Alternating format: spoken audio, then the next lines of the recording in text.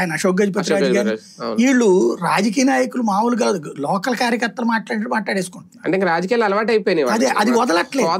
హోదాలు ఎక్కడ రాజ్యాంగబద్ధ పదవిలో ఉన్నప్పుడు ఇలా మాట్లాడకూడదన్న ఫీలింగ్ పోయింది. అంటే ఆ సున్నితమైన రేఖను చెరిపేసుకున్నాడు. ఆ చెరిపేసుకుని అడిగాడు ఆయన, ఏడుంది నువ్వు పర్మిషన్ పట్టురా నాకు చూపించు కాలేజీ అని. రా చూస్తామన్నాడు. అందుకని వెళ్ళాడు. బేసిక్ గా నువ్వు రా చూస్తానంటే వెళ్లే మనస్తత్వం ఇతుంది కాబట్టి వెళ్ళాడు. రెండవది ఏంటి, ఏమీ కాలేదు, ఏముంది బేసిక్ గా ఇప్పుడు అమరావతిలో ఏం పూర్తయింది, లేకపోతే అదే అనేది సీట్లు ఇచ్చారు చదువుకుంటున్నారు అందులో, అసలు ఏమీ లేదని కదా వీళ్ళు చెప్పేది. ఇప్పుడు ఈ నర్సీపట్నంలోది కూడా ఆ ఇవి కట్టుకొచ్చారు, తర్వాత పూర్తి చేయాలి కదా.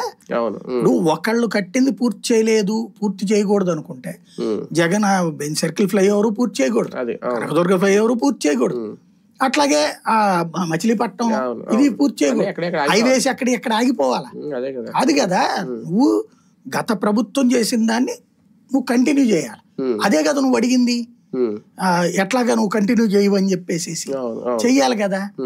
అది చెయ్యకపోగా దాన్ని ఇక్కడ దుర్మార్గంగా ప్రచారం చేయడం, 8,000 కోట్లు అంటే అదేదో పెద్ద అమౌంట్ అయినట్టు. ఇవాళ జనాలకి 8,000 కోట్లు ఒక